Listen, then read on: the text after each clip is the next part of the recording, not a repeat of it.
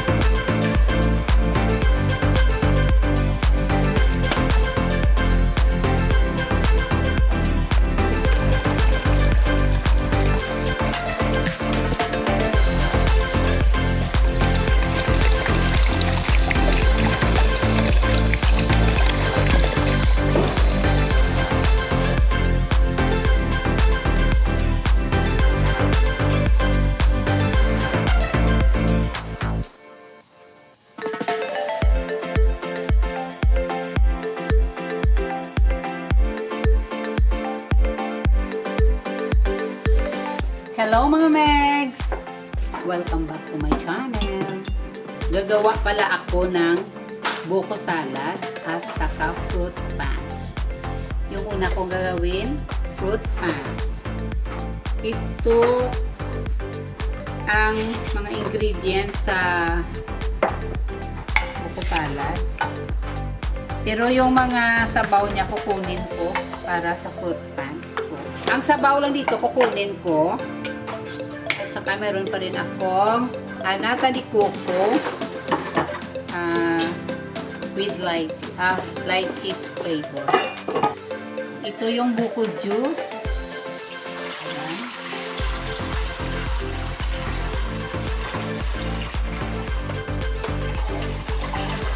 Ito yung mga sabaw ng buko. Mga Megs, ito ang ginagamit ko pag gumawa ako ng buko salad, yung imported na limon. Yung sabaw niya ilalagay ko.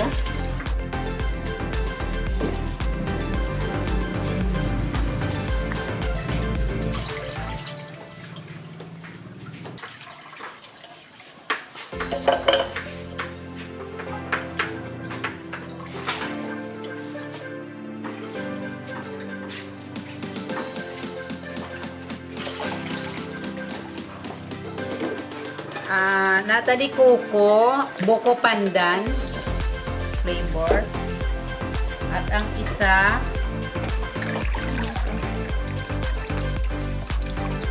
Nata ni Coco mango. Yan. Talagay para yan sa salad ko. Ito na lahat. Yung sabaw ng buko, sabaw ng Nata ni Coco, sabaw ng Buko Pandan, at mango. Meron tayong Nata ni Coco, lychee flavor. Ito yung idadagdag ko sa aking fruit punch. 4 seasons na tang, 3 piraso. Meron tayong lychee, 3 piraso. At saka mayroon tayong pomelo. Ilagay natin ang 4 season. Yung buko, alang piraso to, 16 piraso. 16 piraso ng buko.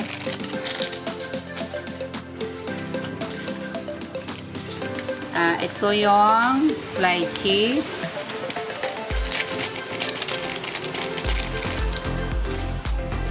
At pomelo.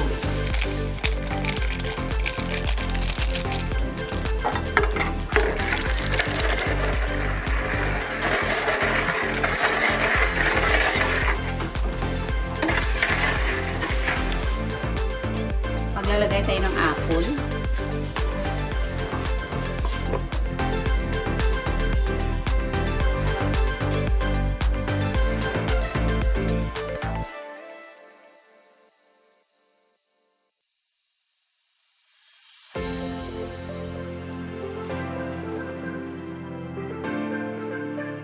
Lagay natin ang apple.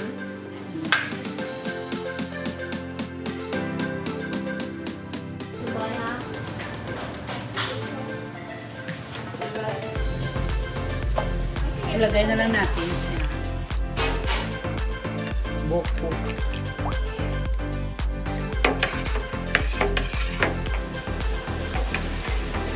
Ito ang fruit punch ni Helen.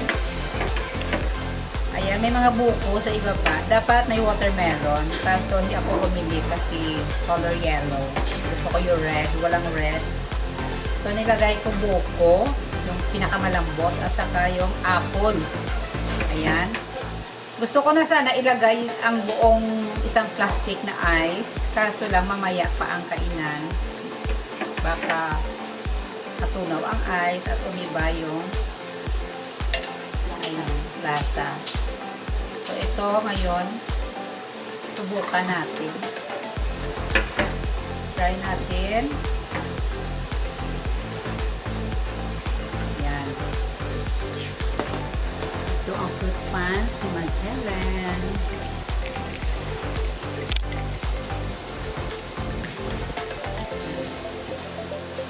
Subukan natin mga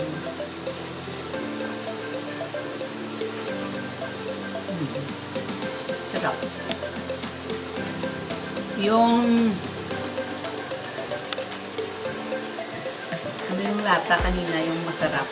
Yung lychee.